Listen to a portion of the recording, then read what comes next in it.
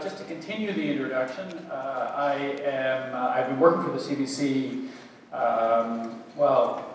pretty much since I graduated from university, which was soon after I graduated from here. So back in the 1980s, before any of you were born, before even the internet, there was a time. I'm a foreign correspondent for CBC. What does that mean? That means that, like many news organizations, the CBC takes a few reporters and crews, and we are based in a city somewhere far away from Canada, somewhere that's significant, or that we feel is significant, where there's news happening, and we report back to Canadians mainly, because CBC really is just a Canadian network. There is no international version of it unless you happen to watch it on the internet. So what does a foreign correspondent do? Well, basically I live somewhere. For the past 4 years I've been living in Jerusalem. I've been covering the whole Middle East, which means everywhere from Turkey to Syria to Libya to Egypt, all countries in the Middle East, I'm sure you know them. Picking out stories or events that would be significant, mainly for a Canadian audience, which means finding things that have some sort of a significance beyond just that day or that particular event. That's often a war or a particular development in a war. It could be a natural disaster, I've been to many of those, or it could be some kind of a political event. Most of you probably remember a couple of years ago, there was a lot of talk about the Arab Spring with street protests and things like that. That sort of thing. And we choose what to cover on the basis of what implication those things have. What significance do they have to that country, to the region, maybe even to the whole world? To a lot of Canadians, some of this stuff is background noise. There's sort of a war going on somewhere over in the Middle East. There's always a war going on in the Middle East, and we don't pay attention to it. But I think two things. First of all, I think it's our job to make that relevant, to explain why it may be significant. Maybe it has an impact on the price of oil. Maybe it could spread. Maybe it could bring about a new wave of refugees that end up in Canada. Or maybe there could even be terrorists who end up coming from there and doing things either in Canada or to Canadians somewhere. So it's impossible to ignore, even though I guess on a day-to-day basis it's very easy to ignore. So that's essentially the job that I do. So I travel throughout that region, sometimes outside the region as well, and I try to pick out the stories that are of the most significance and sort of report on them and send them back. I'll show you a few of them in a few minutes. I just want to get a sense, any of you here actually thinking about, have the crazy idea of maybe becoming like a journalist of some kind? Handful here and there, yeah. I just want to know how much to go into the horror stories of why you shouldn't. No, I'm joking mostly. The way that I started, I'll give you a thumbnail of this, and if you want to ask questions later, we can go into it. But while I was at North Toronto, I was involved with the newspaper here. I was doing shooting some films, on film actually at the time.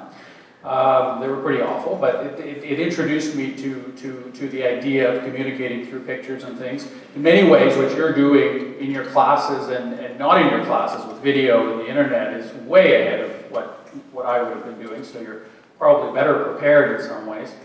After that, went to Carleton University, one of the few places at the time that offered a program in journalism, and studied journalism and international studies, Soviet studies actually at the time, just to get some sense of, to actually have some substance to report on perhaps in the future. And then I worked for a couple of private TV stations and then went on to work for the CBC. Started with the CBC, worked kind of all over the country, Montreal, Regina, Winnipeg, worked my way up, which is what happens when you work in journalism and in many other fields. you start often not reporting, I actually started reporting right away, but often you're not, you're doing other things, you're doing research, you're doing those kinds of things. And then eventually, if you've got talent, if someone notices you, and if you put your hand up, high enough and often enough, you may get a chance to actually either go on the air or write an article for a newspaper or go on radio, or write internet stories. And that's often probably going to be the start for many, and may well be the future of media in general. Anyway, so I worked at these different places. I did local news at first, and covering fires on weekends, and car crashes, and train crashes, and city council meetings, and really, really exciting stuff. And eventually made my way to Ottawa and covered Parliament Hill, which I'm not sure how much more exciting that was, but I actually found it quite interesting because you sort of saw firsthand what happened in terms of politics, what happens behind the scenes. We have an election going on now, but what happens in between, and how do we get here, and what are the things that governments do, and how do they do them, and what shouldn't they be doing? So did that for a while. I followed the Prime Minister, traveling around the world with him. In some cases, pretty much went to every corner of this country. And then eventually started doing international news. I was based here, but going out, flying out and doing many international disasters, the earthquake in Haiti, the war in Afghanistan, from Antarctica to pretty much everywhere. Until at the end, about 4 years ago, I was actually permanently posted in Jerusalem.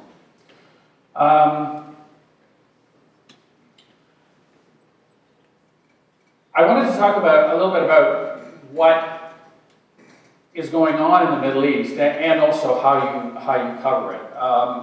Much of what's happening in the Middle East is, if it's not a war zone, it's pretty close to one. There are many places which are perfectly normal, and you can walk down the street, nothing will happen to you. But there are many, many other places where that's not the case, and then a lot of still other ones where it's very unpredictable. It could be normal for a month, and then all heck will break loose, and bombs will start going off, or the shooting will start, or the riots will start, or whatever it happens to be. And like the idiots that we are, we're the ones that tend to run toward those things as opposed to away from them. The main, I think, issue that's been happening, the main problem in the Middle East in the last 4 years has been in Syria. There's been a little bit of coverage, a little bit more coverage lately about that sort of thing and what impact it's having with the refugees that we've been seeing going to Europe and trying to flee, with the ones arriving here in Canada. Or trying to get to Canada and not being able to. Syria is, it's essentially a mess. It came up at the tail end of the Arab Spring that I mentioned a few minutes ago. Generally speaking, that Arab Spring has left things worse on a day-to-day basis than they were before, with one notable exception, Tunisia. But it's been a process, it's been a movement. Many of the people who live in these different countries, whether it be Egypt or Syria, and even the ones that we haven't heard of major protests in, many of those people have been working very hard to get the rights that you take for granted here, that we all take for granted here. The right to vote, the right to actually be able to say whatever they want to say publicly without being thrown in jail or tortured. It's a slow process. It will eventually come. Some people say that that part of the world will never have democracy because they're not ready for it. I don't buy that, but I do think it will take a long time. If you look at the situation in France, quite a while ago, around the revolution, it took a couple of 100 years before democracy arrived in France. There's no real reason to expect that it's going to happen in the Middle East in a couple of years, which I think is what the expectation was. But in the meantime, while all these protests were going on and they were going up and down, nothing was happening in Syria. Syria was pretty much locked down tight because it has a dictator. It has it's had a series of dictators, a couple from the same family, the Assad family. And it looked like it was not going to be affected by all of this. And then suddenly, one day, there were a handful of kids, about your age, a little bit younger, who were picked up, arrested if you like, for graffiti. Pretty tame kind of anti-government graffiti that they wrote on a brick wall in the city of Daraa, which is in the south of Syria. They were arrested, they were tortured, and they were killed. And that set off a series of protests, first in Daraa, because people were so outraged by what had happened. Then those protests spread. They spread in other parts of Syria. And this monolithic kind of system that had kept everybody in check because people were too afraid to speak out suddenly started to crumble. These protests were very peaceful to start with, and they were not religious. They basically were people who wanted democracy. They wanted to have a voice.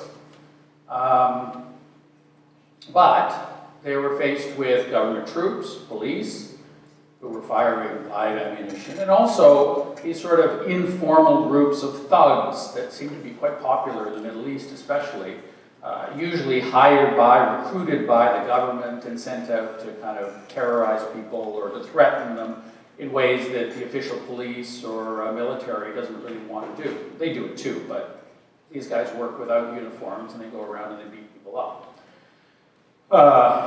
In Syria, as in most of the Middle East, this has become part of the forces used by Assad.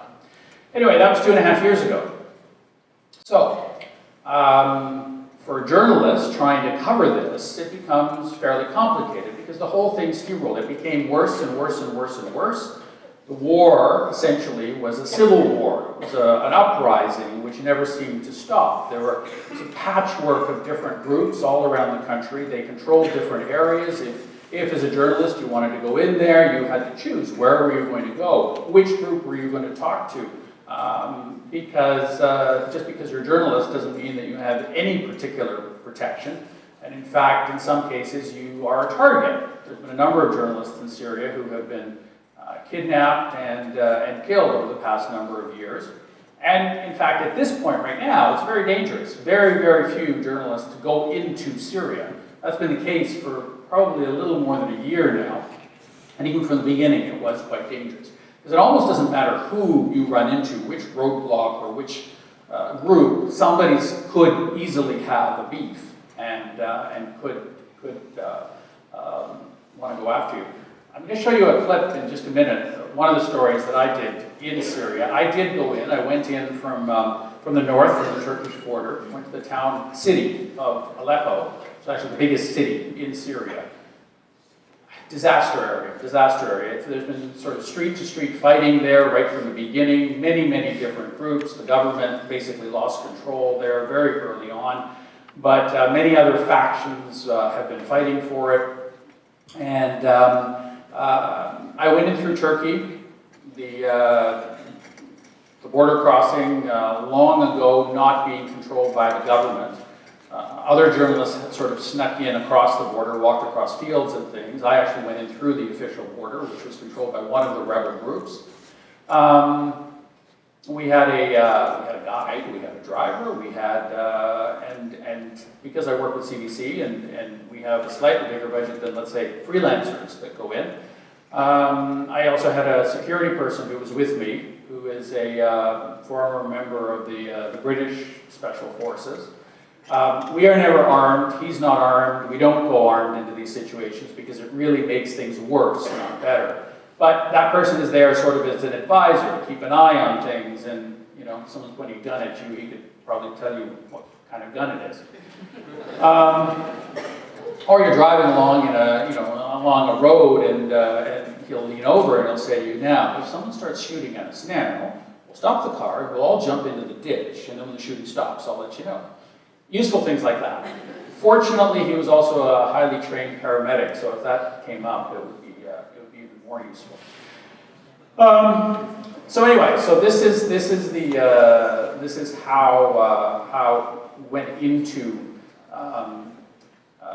Syria on that occasion. Did a series of stories. I just wanted to mention, and I'll talk about this more later if you're interested, but I'm a reporter, but I also often do my own shooting as well. That is with a camera, not with a gun. In Syria, that was the case as well. So it was meant to sort of cut down on the size of the team that was there to make us a little less visible, so that we could sort of go in under the radar, if you like. That was all very, very useful, except you're never really under the radar because a group of foreigners traveling through that area is going to stick out, especially when so few do go through.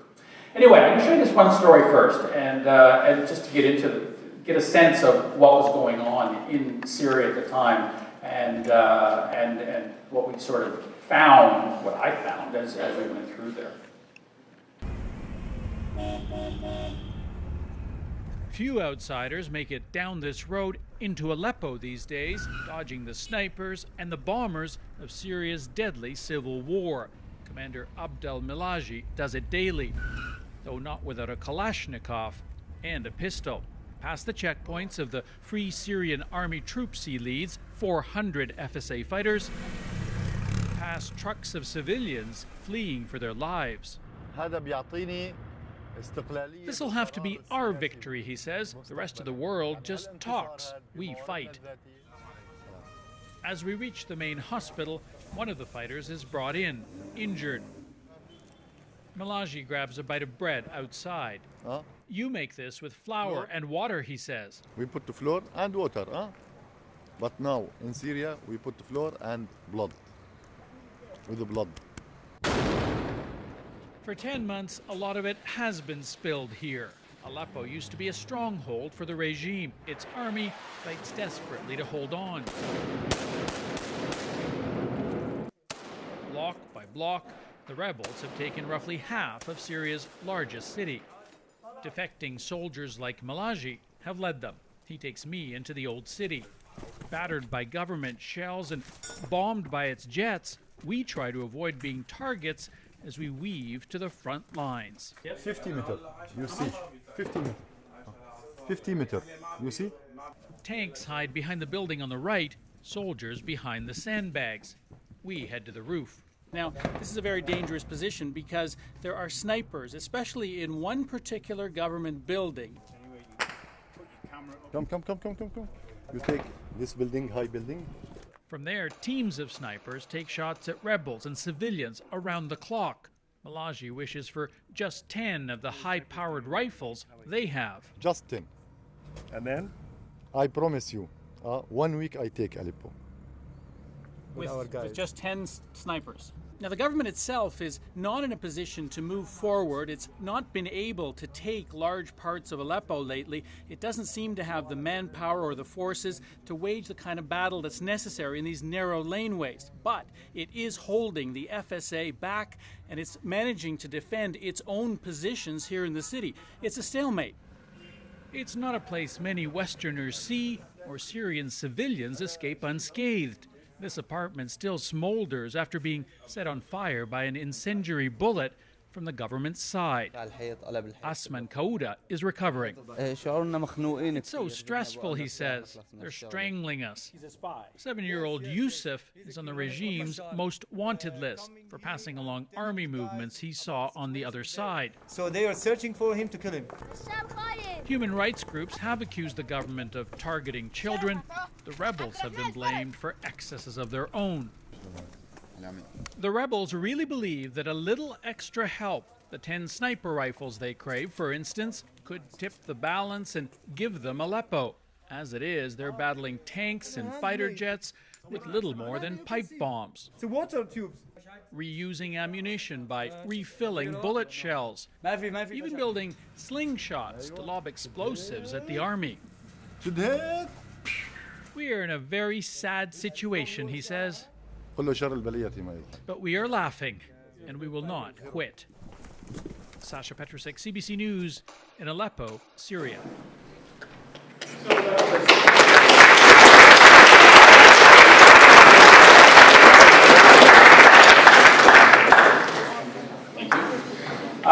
That was one of a series of stories that we came up with. Basically, in a situation like that, you go in for a number of days. We were there for 5 days, I think, and you shoot whatever you can. You try to give people a sense of being there. I mean, that's the key. A sense of walking through those streets or talking to these people in a way that you wouldn't necessarily see if you were watching just general stories about what's going on. You know, there's sort of smoke rising off in the distance kind of thing, which is a story that you normally see, and then one that we can normally tell just because we can't get in that close.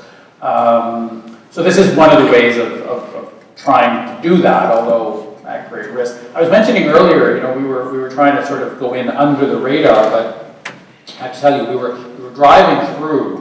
One incident that we had, we were driving through the northern part of Syria, trying to get down to Aleppo, and you're going through the countryside. You're going through sort of a series of small villages, and we were in a small van, pouring rain, and these villages don't have traffic lights, they have speed bumps.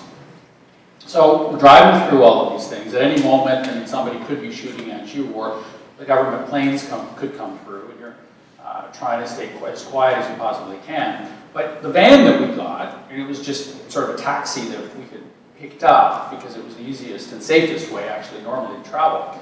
It had this little problem. It had a short in the electrical system. So every time the driver stepped on the brakes, the horn would blast.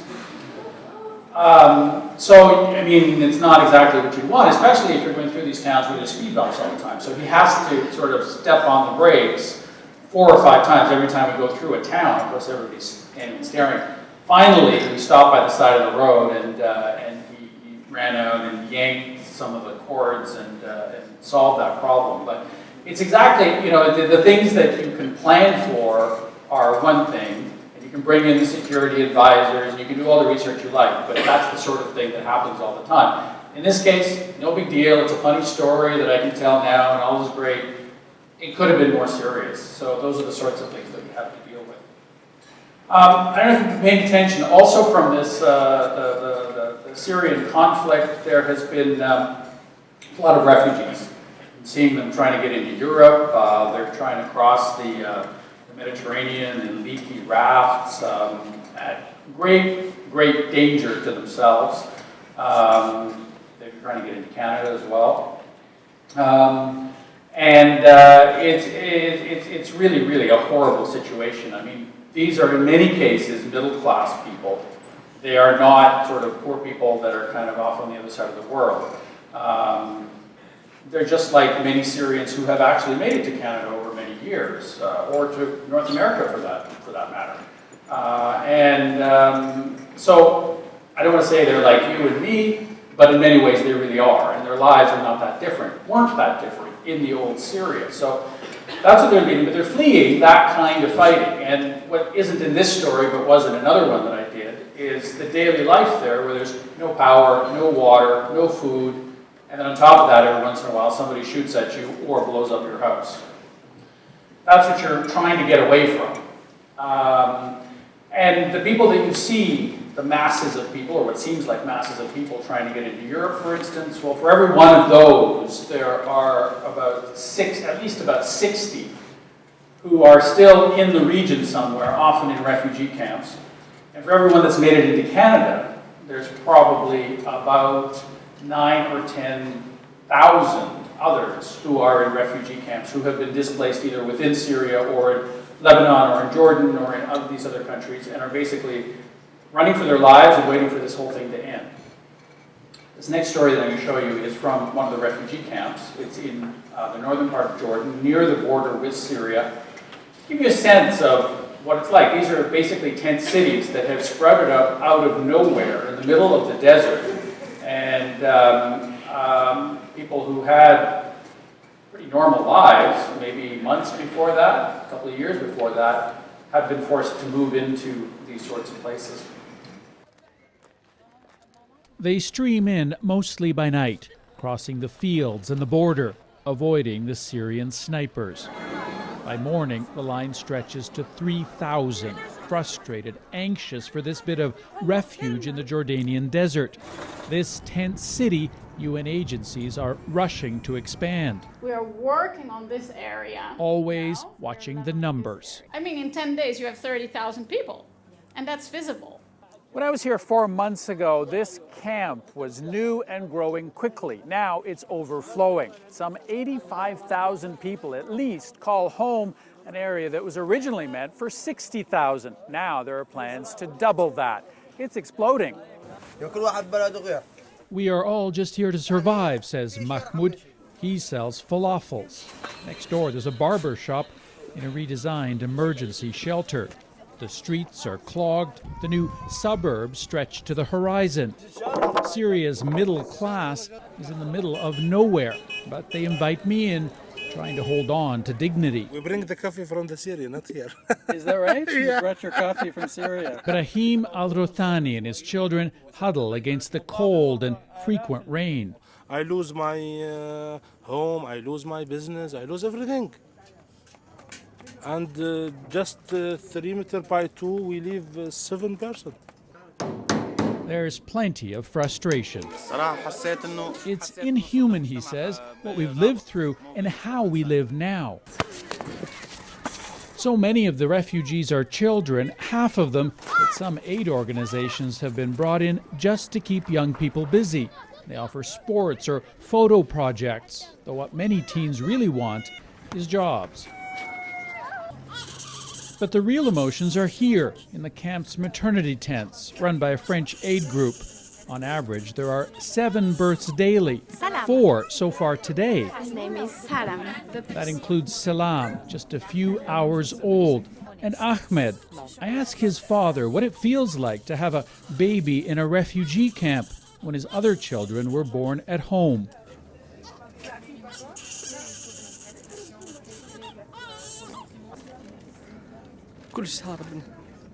We're homeless, he says. My whole family is scattered across the Middle East. What's become of us? The question everyone here is asking. Saša Petricic, CBC News, in the Zatari refugee camp, Jordan.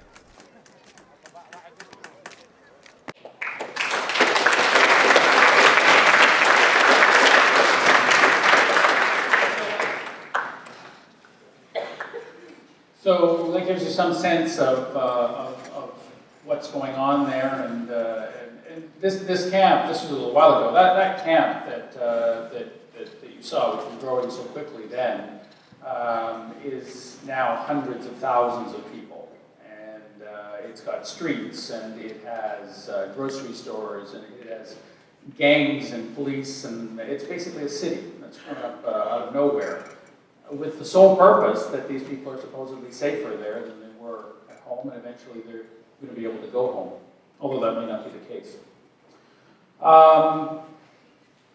I think the whole Middle East, basically, in the 4 years that I've been there, is worse today than it was when I first arrived, and not just because of Syria. I think a number of other things have become, if anything, more hopeless. Egypt is a good example. Talk about that if you're interested. But I think the other one is Israel and the Palestinians. I think it's moved farther and farther away from the possibility of the Palestinians ever having their own state. I think it's moved more and more into some sort of a permanent occupation by Israel of the Palestinian territories. With constant flashpoints. I mean, just today, for instance, in the past weekend, there's been rioting in Jerusalem, a few blocks from where I was living. And that's a constant thing. People get stabbed, people get blown up. Not all the time. Most of the time, Jerusalem is a very, very pleasant sort of urban city, but there's this friction, this constant friction that and standoffs between the heavily armed Israeli police and the Palestinians, or between Palestinians who are themselves armed either with knives or with rocks and Jewish Israeli citizens. It is a conflict that doesn't show any sign of getting resolved. In the past 4 years, while I was there were 2 wars that were fought when between Gaza and Israel. I'll give you a thumbnail sketch. It's a very complicated situation, but essentially, Gaza is a small territory. It's probably about less than the size of metropolitan Toronto, if you were to actually map it out. It's squeezed in between Israel itself, which is not that big, and the Mediterranean. It was given, it's a Palestinian territory that the Israelis gave independence to, I guess, in a way, by withdrawing their troops. It had been under occupation for many years, since 1948, but Israel withdrew a number of years ago its soldiers from inside Gaza, essentially built huge fences all around it, put up a blockade on the ocean side, and now Israel controls everyone and everything that goes in and out of Gaza, and people who live there have very little possibility of actually getting out, going to other universities, traveling, basically leaving. The economy is horrible because, of course, what kind of companies are going to be operating in this place? So that's the situation. Now, add on top of that the fact that the territory is under the control of Hamas, which is a militant group that has on different occasions in the past said that it would like to see Israel wiped off the face of the earth. And you have a very tense situation on both sides. The Israeli guns pointing in at Gaza constantly, and basically Israel controlling that territory from the outside. And you have the Palestinians inside Gaza who feel frustrated, dejected, threatened, whatever you like, and have these various militant groups among them who every once in a while fire rockets into Israel, which doesn't make things any easier. So that's the basic situation that we're talking about. And a couple of times in the last 4 years, it blew up. Rockets were fired out of Gaza. Israel responded with missile hits of its own. Back and forth, this goes. People get killed on both sides, although more people were killed inside. Many, many more civilians were killed inside Gaza than outside. So that's what I had to go in and cover. Complicated situation. We can talk more about it if you like, but it's the bottom line is that you have essentially a mini war that breaks out, very serious one, kind of at any moment, and it's a little microcosm of the Middle East in many ways, with conflicts, with arguments that go on forever and ever. I'm going to show you another story that's from the middle of that war that I went into, and you can kind of get a bit of a sense of what it was like in Gaza while the fighting was going on. Peter, it's pretty clear tonight that there's no ceasefire in Gaza. The missiles continue to fall. Sometimes just one, sometimes it's a barrage. But it's always a shock. It certainly was for us. We come across the mangled wreckage on the street soon after the Israeli missile hit. There's blood on the ground and nervous chatter in the air. Then, from a block away,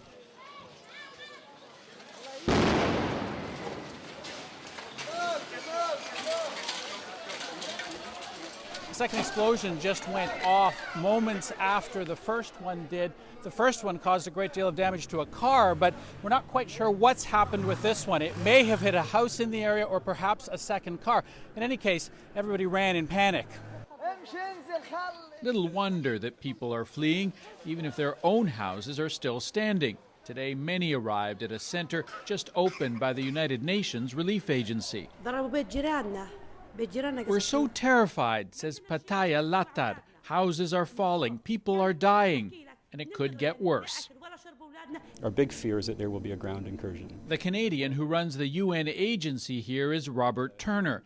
He says if there is no ceasefire, if Israeli troops invade, there will be a humanitarian crisis. Most of the people here are just caught in the middle. They're not involved in the politics.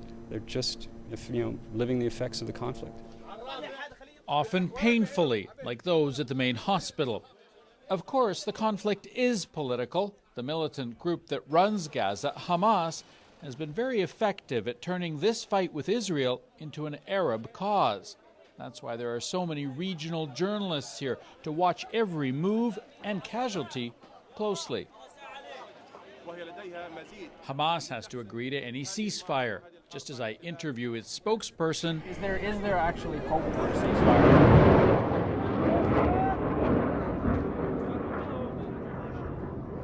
With that going on. First of all, this is a war, a real war. a Hamas missile is fired at Jerusalem overhead. To end it, Hamas wants Israel to pull back. If a ceasefire by our conditions, it's a victory for the Palestinians and for the Palestinians' resistance. Peter, everybody I spoke to today was expecting a ceasefire. As the casualty numbers rise, civilians here are desperate for a break. They just don't know where the next blow is going to come from. Oh, and that Hamas missile I saw headed for Jerusalem, the one up in the sky, well, it landed outside the city. No one was hurt. Peter?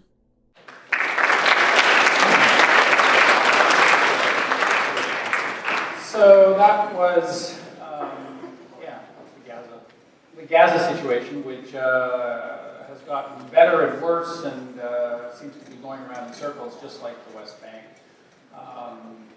In the last little while, there doesn't seem to be any real willingness by either side to sit down at the table and discuss it and come up with something that we might think of as a reasonable solution on this side of the world. But of course, it's much more complicated, and they will always say, "Oh, you just don't understand." Not just to me as a journalist, but really to the rest of the world. I'm going to wrap up, and you can ask any questions that you might have. I'm going to show you one more story here. It is about, it really gives you a little bit more of a sense, just a little bit behind that part of the conflict, the Israeli-Arab conflict, but not about shooting, not about bombs, not about missiles that go off. It's really about kind of daily life. And it's about one school. There's only one school in Jerusalem where Israeli Jews and Arabs actually go to school together. Everything else is segregated, which I think is part of the problem. But as a parent, you have to choose to send your kid to a school that has both of these groups in it, and most parents choose not to. Part of the reason they choose not to is because of the backlash from the community at the mere idea that Arabs and Jews could possibly be going to school together. This is what happened. This is about an incident in one school that happened in this one school where they are going together. But it also tells you something about the school itself, about the attitude that is in that school, which is very different from most others, at least that I saw while I was there. Can we show the last one? The music and mood seem warm and festive, but beyond the balloons, a serious protest triggered by firebombing that left its mark in wreckage and resentment. It's not an attack on one school, it's an attack on the idea that Jews and Arabs can live together in Israel.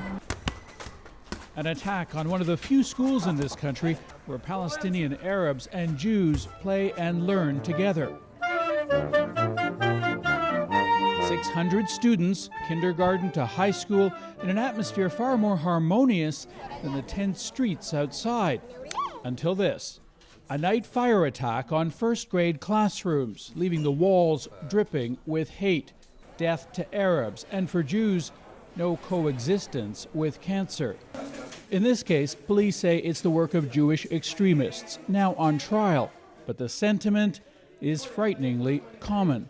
They are entitled to their opinions, but they can't act violently. Even here, as I interview Hagar Lerman, the man pushing past insults her. Well, the person who just passes here invited us to move to Arab states. And no, but we're not going to do this. Defiance from Jewish and Palestinian parents, but also fear. That means that even the little kids today are not safe. Of course, none of this has happened in a vacuum. For months now, Jerusalem has been a city divided. Jews mourning their dead after Palestinian attacks. Palestinians suffering reprisals. Entire neighborhoods in Arab East Jerusalem, those parts annexed by Israel decades ago, erupting in rage. I've never felt so insecure as I have been feeling for the last couple of months. Insecure. Arab parents and students feel the dark cloud. I feel sad and angry about what happened. Why? Because this is where I began my life in this school and they want to destroy it. Nearby, students learn grade 5 math in Hebrew and Arabic sitting side by side. Ariella Talmor is Israeli-Canadian. I have my best friend, which is actually Arab. Not much sympathy for Jewish extremists from her brother, Amir. They're so confident that, this is our country and this is our home. Yeah, the Arabs are fighting for their rights and they have a right to live here too. The burnt classes are almost repaired, but recreating that feeling of safety, even with all their determination, will take a lot longer. Saša Petricic, CBC News, Jerusalem.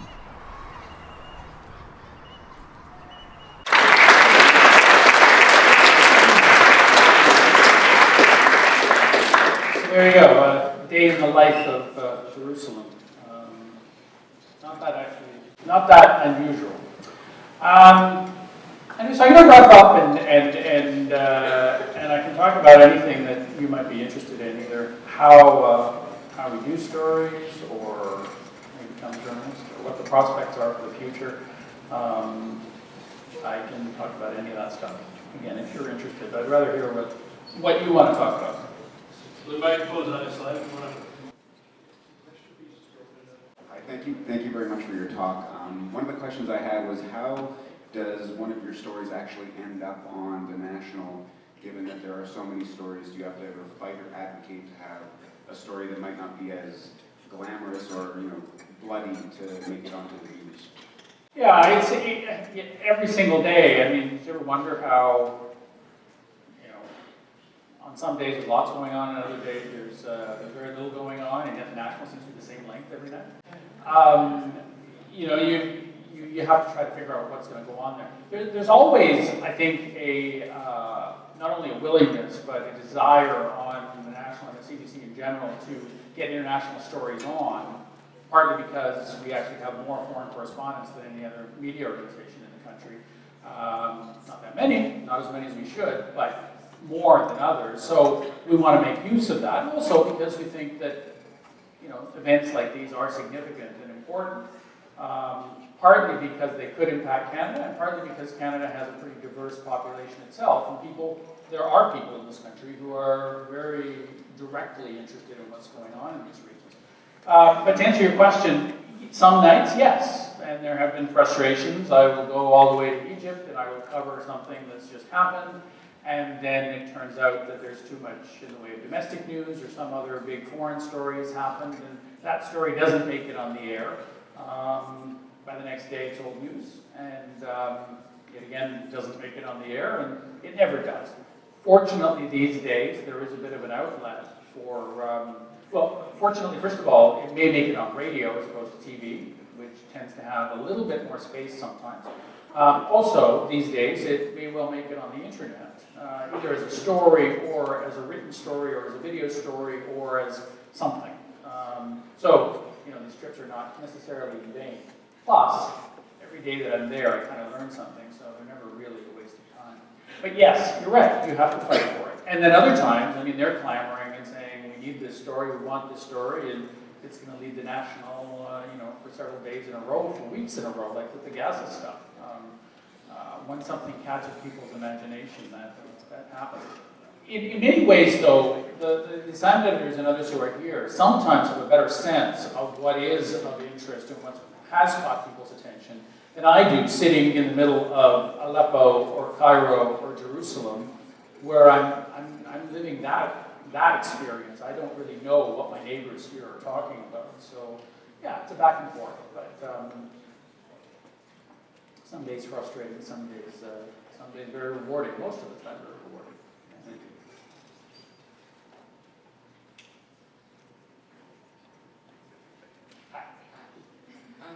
Why would you specifically risk your life to go and cover those stories to inform many who you said earlier would just dismiss this as just another war in the Middle East?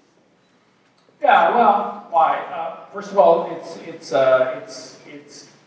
you have to really believe that it's important for information to get out, that these scenes actually get to people, that the rest of the world knows. I mean, you wouldn't really believe how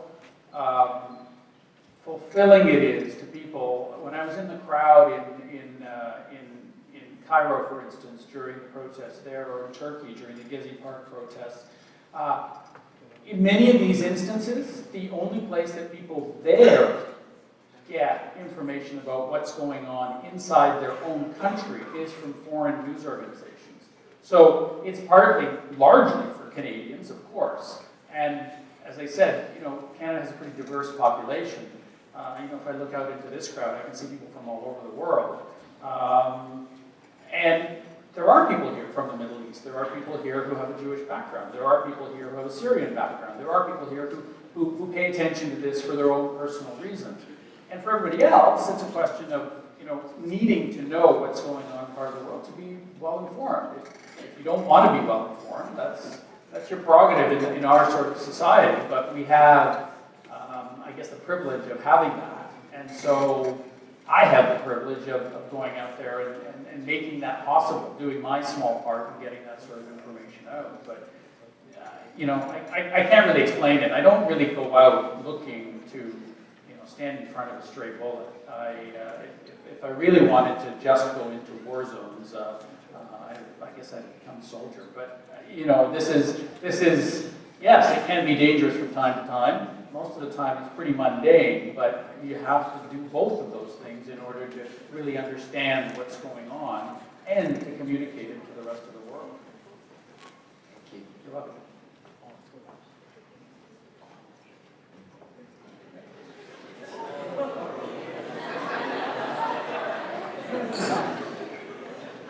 So in your report in Gaza, what was the point of that vest you were wearing? Because it didn't seem you were wearing one in Syria. In Gaza? Yeah. That's a bulletproof vest.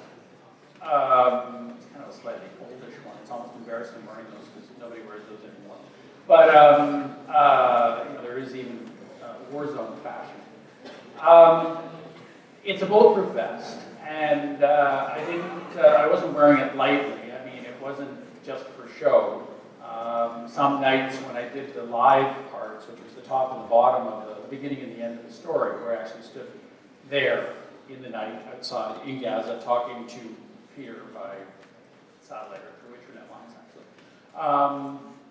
You know, some nights I wore it, sometimes I didn't. It depended on really the level of danger that was out there. There are stray bullets, there are, and also more likely in Gaza, there's a possibility that these missiles, like the one that you saw, could come landing at any time. They're guided, they tend to pinpoint individuals or cars or houses, and they're very, very good at pinpointing usually.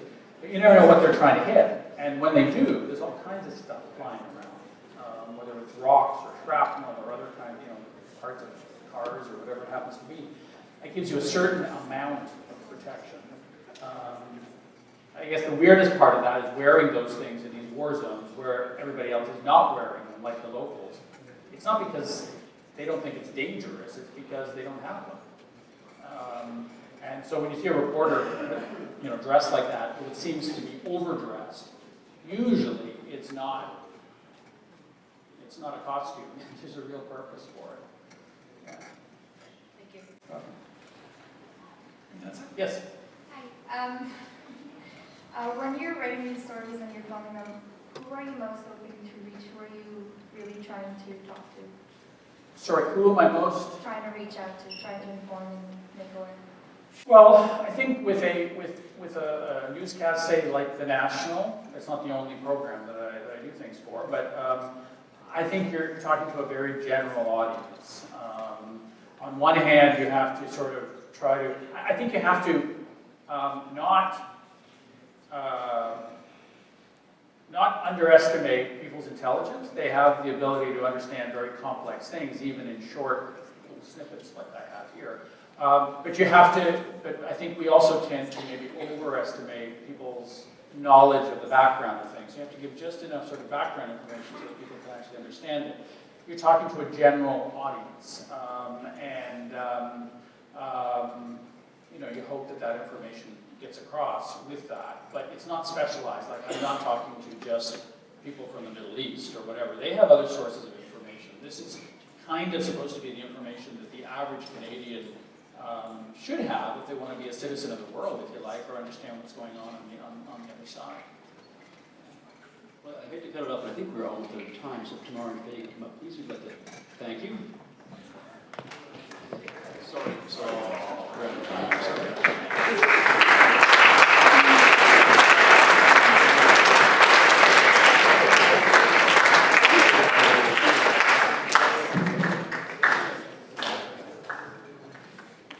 We'd just like to thank you so much, both on behalf of all the students here and on behalf of Graffiti, because I think that it was very valuable listening to you talk about what a meaningful influence you've been able to have through your work after being an NT grad. I think that's a message that all of us need to hear in this time of high stress and uncertainty. And also, as we are the editors of Graffiti this year, and as people that are involved with student journalism, just knowing the kind of craft that goes into the story, the kind of passion, and the need to balance both what the audience needs to know and what the audience knows is extremely inspiring. So, thank you.